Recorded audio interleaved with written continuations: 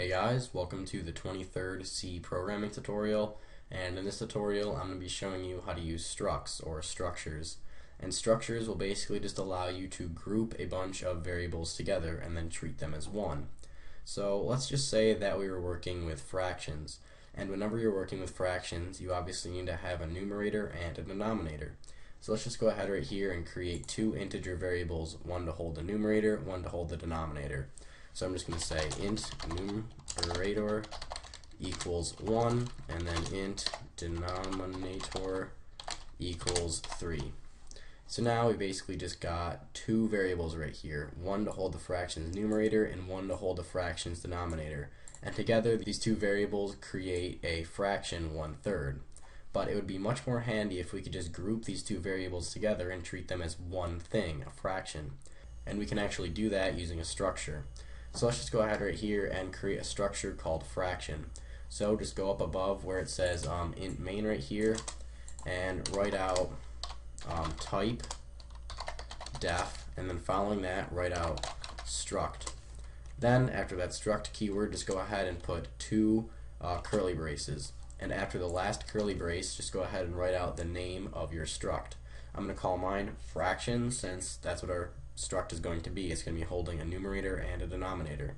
So I'm going to say fraction, and then just go ahead and put a semicolon after the name of your struct. Alright, so now inside of these two curly braces is where you're going to want to put all the things that make up a fraction. So what two things, or more than two things, do we need to make up a fraction? We need a numerator and a denominator. So I'm just going to say int numerator, and then I'm going to say int denominator.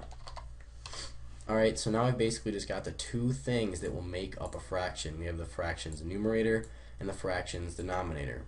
So now what we can actually do is create a fraction variable, or a variable of type fraction.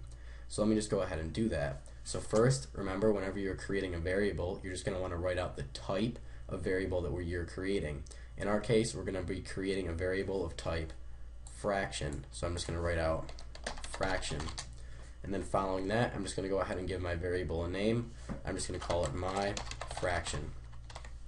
And then what we can actually do is set this fraction called my fraction's numerator and denominator equal to something.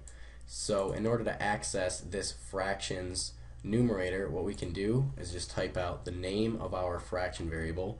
In our case, it's just my fraction, and then we just do dot and then numerator. And then we now have access to this numerator variable, and since it's an integer, we can only set this equal to an integer. So I'm just going to go ahead and set it equal to 1, and then I'm going to go ahead and set this fraction's denominator equal to 3.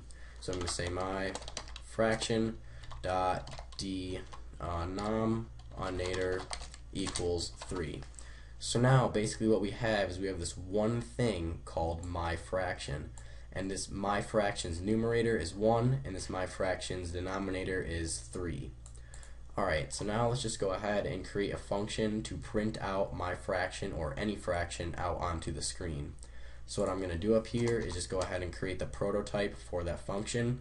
So the first thing I'm going to do is write out void, because this function that we're going to be creating isn't going to be giving any information back to the caller. It's just going to be printing something out onto the screen. Then I need to give a name to my function. I'm just going to call it print fraction. And then it's only going to take one parameter, and that parameter that's going to take is just a fraction. So I'm just going to type out fraction, and then I'm just going to call my parameter f. And end this line with a semicolon since it's just a prototype. So now I'm just going to go ahead and copy this prototype, paste it down here, and actually build the function print fraction itself.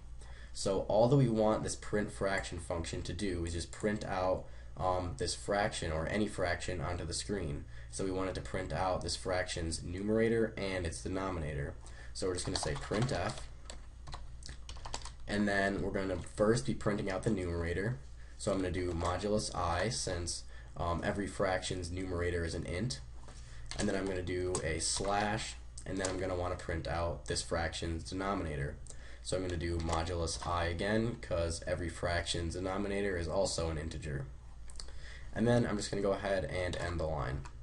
Alright, so like I said, we just want to first replace this first integer variable right here with this fraction's numerator. So I'm going to say f dot numerator.